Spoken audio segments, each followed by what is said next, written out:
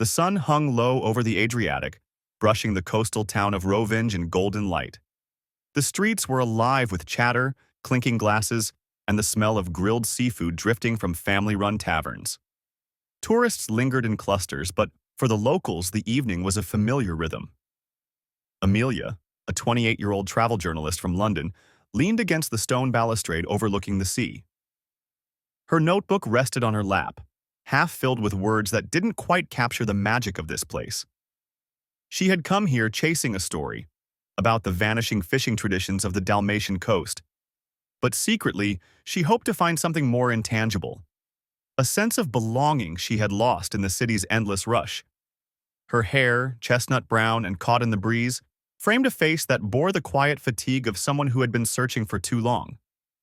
She had sworn, after a painful breakup 2 years ago, that she was done with love. Safer to observe it from a distance, like a journalist watching the world unfold. That's when she heard the strum of a guitar. Turning, she saw him. Marco, 31, a local fisherman with salt-streaked skin, sitting on a low wall near the docks. His boat swayed gently behind him, nets piled untidily at its stern. His voice, rich and unpolished, carried a folk melody across the square. People slowed to listen, but it was Amelia who stopped breathing for a moment. Marco noticed her gaze, and for a brief second, their eyes locked.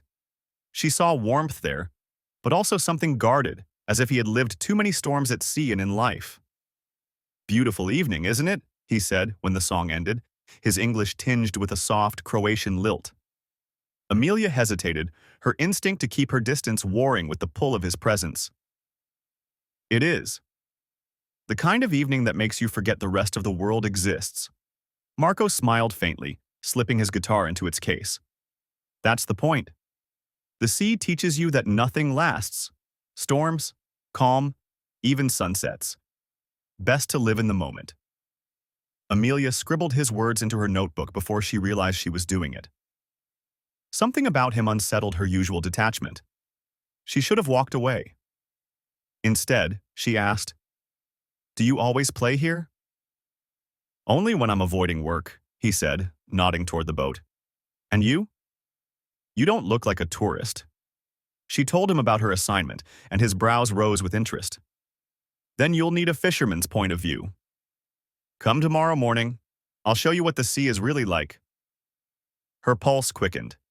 Every logical part of her screamed that accepting a stranger's invitation was reckless. But another part, the one she hadn't listened to in years, whispered that maybe this was what she had been searching for. Amelia closed her notebook, the sea glinting behind her. Tomorrow morning, then. As she walked back through the labyrinth of narrow streets, she felt something stirring she thought she had lost forever: anticipation. Morning light spilled over the horizon, painting the water in hues of rose and silver. Amelia stood at the pier, clutching her notebook, her heart beating faster than she expected.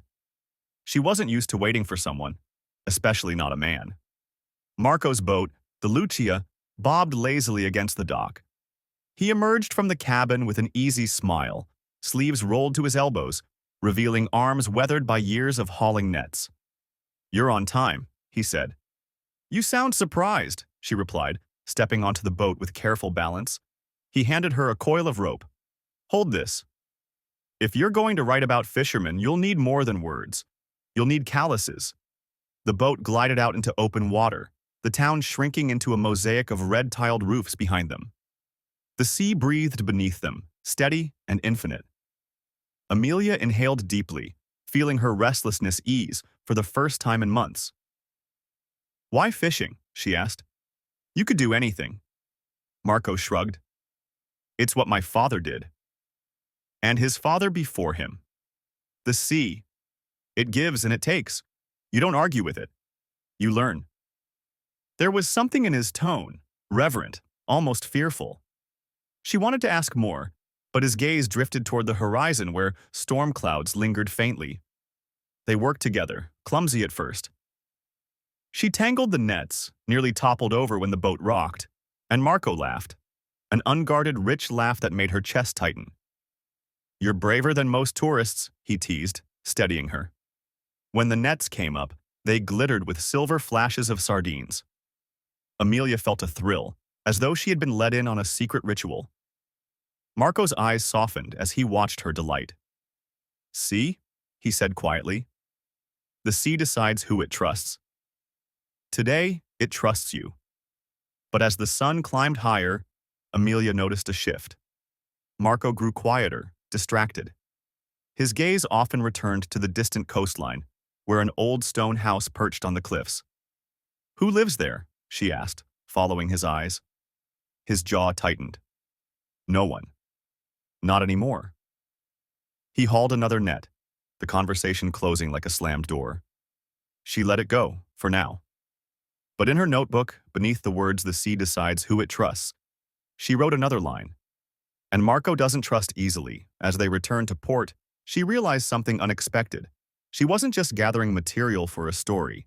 She was becoming part of one.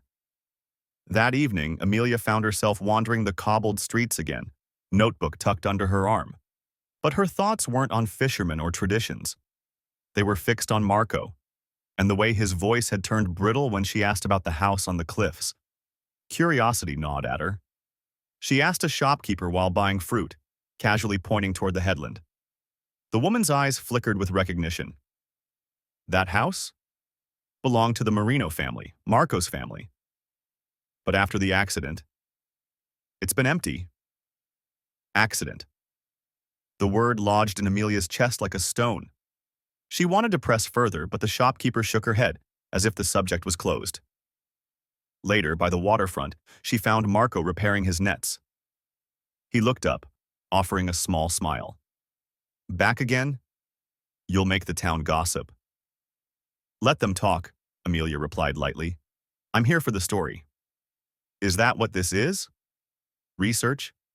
His tone carried an edge she hadn't heard before. She hesitated, then sat beside him on the dock. "Maybe at first. But I don't know anymore." For a long while, the only sound was the rhythmic tug of twine as Marco worked.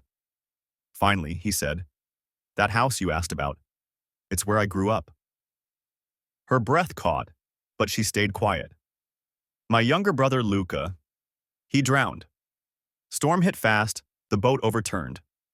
I was supposed to be there with him, but I wasn't. Since then," he paused, staring at the black water.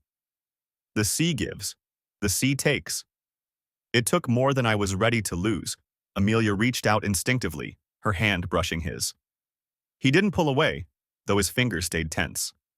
"I'm sorry," she whispered. He forced a smile, but it didn't reach his eyes. "Don't be. It's just life. That's why I don't get close to people anymore. Easier that way." But as he said it, she felt the contradiction between his words and the warmth of his hand lingering against hers. The air around them thickened, not just with grief, but with something unspoken, fragile, and undeniable. "Maybe," Amelia said softly, "the sea didn't only take. Maybe it brought something back too." Marco looked at her then, truly looked, as though seeing her for the first time. The moment hung suspended, as delicate as a wave before it breaks. Days turned into a quiet rhythm. Amelia and Marco met each morning by the docks, their conversations flowing as naturally as the tide. She learned the language of the sea through his hands, how to mend nets, read the sky, trust the silence between waves. But more than the sea, she was learning him. His guardedness began to crack, revealing flashes of humor, a tenderness he tried to hide. She caught him watching her when he thought she wasn't looking. Each glance made her heart stumble. One evening, after hauling in the day's catch, Marco surprised her. "Come," he said, motioning to his motorbike.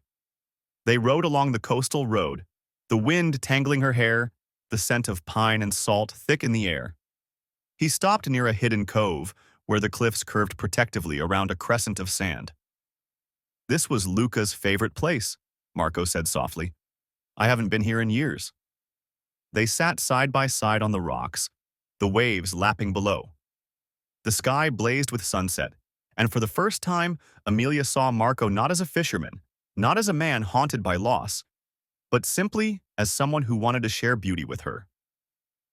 "Why now?" she asked quietly. "Because," he admitted, You make me remember things I thought I'd buried.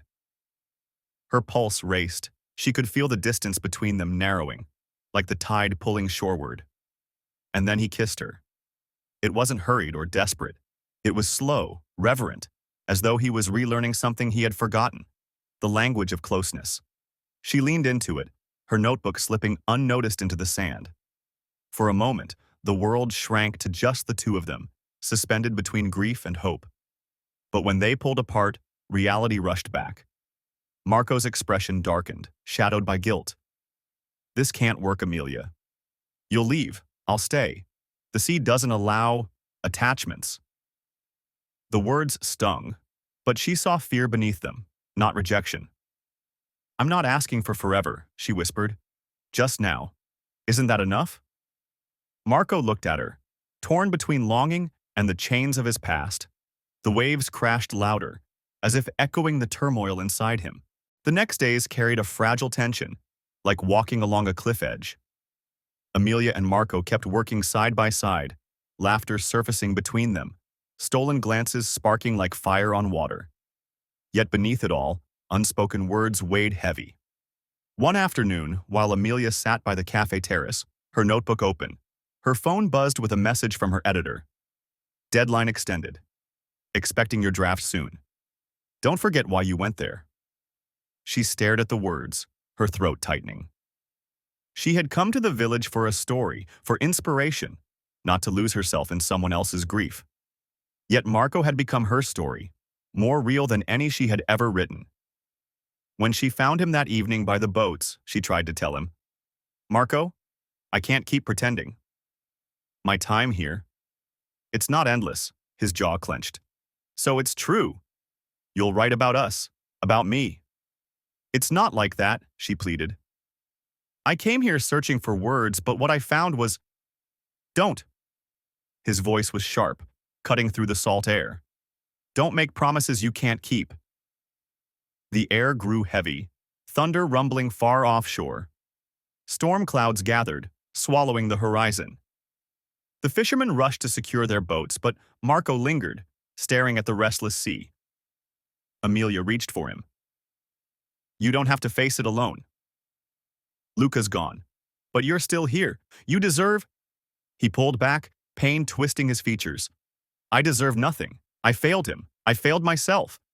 And when you leave, it will be just another proof of what I already know. Everything I love is taken by the sea.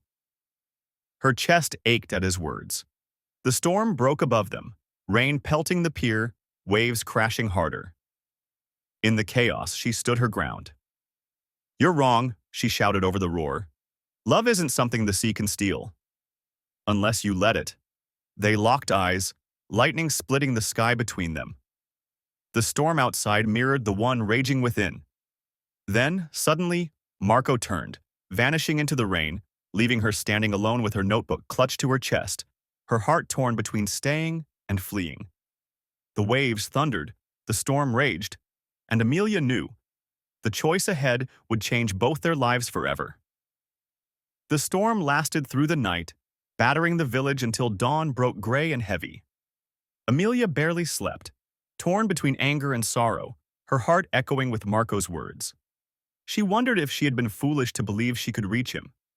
By morning, the sea had quieted, though the waves still carried the storm's memory. Amelia walked to the docks, half hoping, half dreading to see him. But Marco was gone, his boat untied, his absence sharp as a wound. Her chest tightened. He had left her behind. She turned away, tears stinging, when a voice called out. He's out there, said old Captain Evo, pointing toward the horizon. After storms, he always goes. To chase away his ghosts. Hours dragged. Amelia sat on the pier, notebook open, the pages damp from the sea breeze. Words spilled out. Her fears, her longing, her love. She realized she wasn't writing for her editor. She was writing for him. When Marco's boat finally returned, her breath caught. He looked weary, soaked, but alive. Their eyes met, and something shifted. He approached slowly, as though unsure if she'd still be there. I thought I'd lost you, Amelia whispered, her voice breaking. No, Marco said, his tone raw. I lost myself.